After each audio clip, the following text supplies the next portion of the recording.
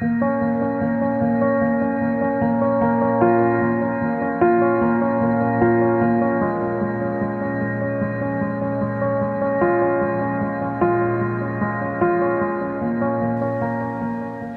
morning, lovelies. Today I've got my coffee, I've got you here with me, and I kind of just wanted to do some casual conversation over coffee. So if you want to pause this video and go grab a cup of your own, or perhaps a cup of tea, come hang out with me for a little bit. Today I really wanted to talk to you about feeling stuck. And I know this happens a lot. We feel stuck in where we're going in life. We feel stuck in our careers. We feel stuck in our relationships or just in a rut. And I wanted to talk to you a little bit about what I do in order to bring movement back into my life. So when I'm feeling stuck, it usually means that I have been doing the same thing over and over and over for a while. And the beautiful part about that is what we need. That creates safety, that creates stability, and at the same time, sometimes it creates being bored. And routines are amazing. And I think one of the things that we don't talk about very much out there is that routines need to change. Routines have an expiration date. And I know there's going to be a lot of you in here that get really mad at me for saying that. My grandmother, she eats the same thing for breakfast every year. Like years go by, the same thing. And that works sometimes. But if you're feeling stuck, we need to change it up. Now, routines are really, really great for manifesting, for creating the life that you want, for creating more happiness, because there's a trusting that happens. You start to trust yourself that no matter what, you will perform the things that you need to do in order to create the safety that you need in your life. It is just what happens. Now, sometimes we get a little off track and we have no routine, right? And for any of you that are in business for yourself watching this video, you know exactly what I'm talking about. It is a struggle to not have to be at work by a certain time. That is like our dream, right? We're on Facebook, we're so excited, we're reading all these beautiful posts, and it sounds like a glorified vacation, right? No rules. You get to get up whenever you want. You get to work whenever you want. You get to be wherever you want. But that freedom sometimes sets us into panic, and we throw everything out. We're getting up when it feels good. We're going to work when it feels good. We're working when it feels good. And feeling good is the most important thing. However, let's be real. There is a point where not having structure and routine starts to not feel so good, right? You can know this because you will start to stress about dinner. Like, I just don't care what I'm gonna eat tonight. I just don't care. I just, whatever is there, whatever's ready, I don't care. When you start to not care, that is a good indication that your routine needs to shift. Sips coffee. If you're like me, you will go to Target. Target is the magical land where all of your problems are solved. We get Tupperware bins because we're gonna start eating salad for every meal. We're gonna go get water tins. We're gonna go get a Fitbit. We're gonna go get some Beats, some headphones. We're gonna go get a whole bunch of outfits for working out and going to the gym. And you know what? That takes some time to build up. That takes some investment. And the thing is, it also doesn't quite mean that you are actually going to start making those changes. Now, we have this mentality of all or nothing.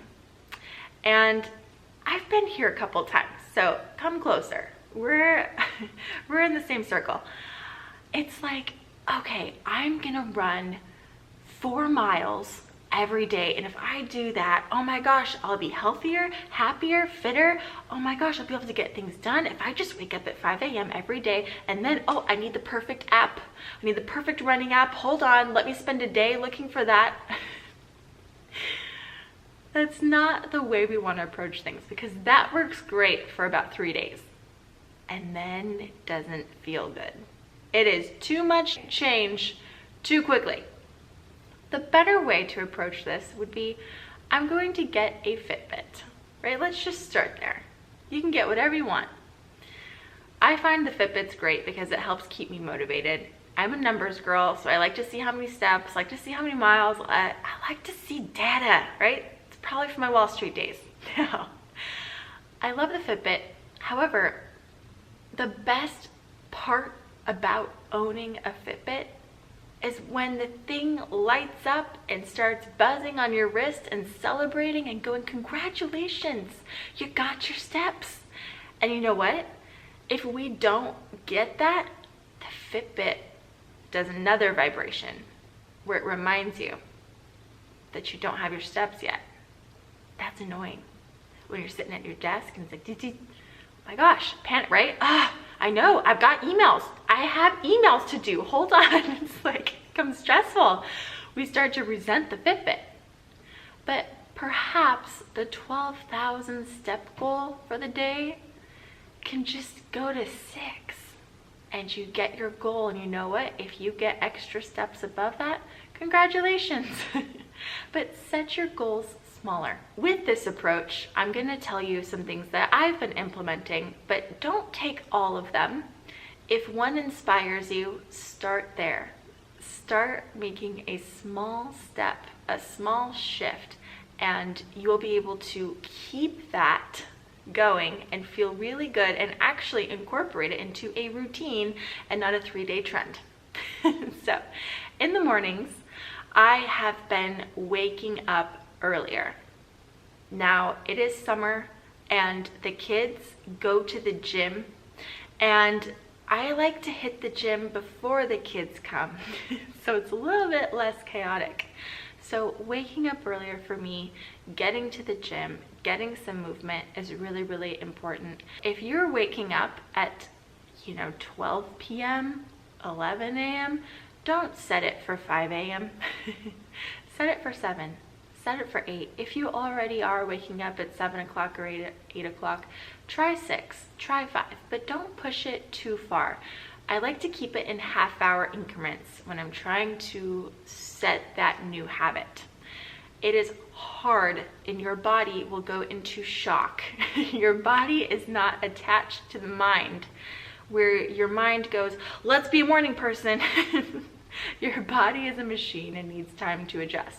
So start small, and even waking up a tad bit earlier can set such a different impact in your day.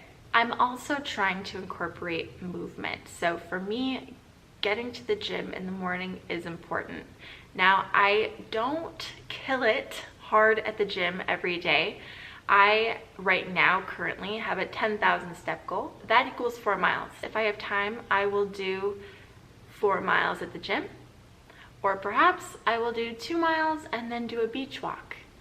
I like to give myself some freedom there so that if I'm running a little behind or if I have an early morning appointment, I don't have to throw the gym out entirely because I don't have all the time to fit it in. I can start small, get a little bit in, and finish it up later. The next thing that I've incorporated into my morning routine is, I know it's bad, eating breakfast. I am one of those people where I just go, I'm typically not hungry in the morning. I'm really not hungry until about lunchtime, but I've been forcing myself to eat breakfast. And you guys, I even go without breakfast going to the gym. And you know what I found is when you're on the treadmill, you start to get hungry earlier. You really do. And it really does impact your day. And for those of you that know me closely, you know that I get hangry real quick. So I have been starting to eat breakfast. I have a light breakfast. I have Greek yogurt, granola, fruit, and that's something that feels really good. It's a little bit crunchy, helps wake me up. It's light enough where I'm not trying to eat a whole meal. That wouldn't feel good if I was going from eating nothing to eating steak and eggs. So it's really light, it helps me, it keeps me going, and I find that it actually helps me stay awake more in the morning. So for those of you that are really tired in the morning, eat breakfast and try to pick foods that are not too processed. Now, I also incorporate an evening routine. So at night, I know it is so difficult to not scroll on the phone for hours, going on Instagram, going on Facebook, responding to everything that we've been tagged on. I really do set a rule for myself to turn my phone off. I turn it off at least an hour before I get ready for bed, and it really helps me fall asleep quicker. I've been the person who falls asleep literally on their phone. It's like scrolling, fall asleep. But I find I'm more rested, I'm more alert, I'm more awake when I give myself that time to incorporate an evening routine without electronics. The second part is drinking tea. I love tea, and I find it's a really great way to close out my day and feel really good. You know, I have my coffee in the morning, but I do tea at night, and I love it because it really does signal to my body that I am closing down. We are done for the day. The other thing that I do is skincare. Don't go out and get everything that you need in a skincare routine. Start somewhere. Right now, I'm really drawn to oils. So I like to put oils on my face, kind of cleanse my face, wash it, and then I like to do a mask at night. I find that as I go to the gym and I'm hitting the sauna and I'm sweating and I'm doing walks by the ocean in the wind, that my skin is really dry. And so this is a beautiful way for me to pamper myself before I go to sleep. And it's a really nice practice, and it feels really good. I wake up, I have soft skin, and that in of itself is a beautiful way to set myself up for the next day. So wherever you're at, I know it sounds unrelated. Like, how is that going to help me if I'm feeling stuck at work?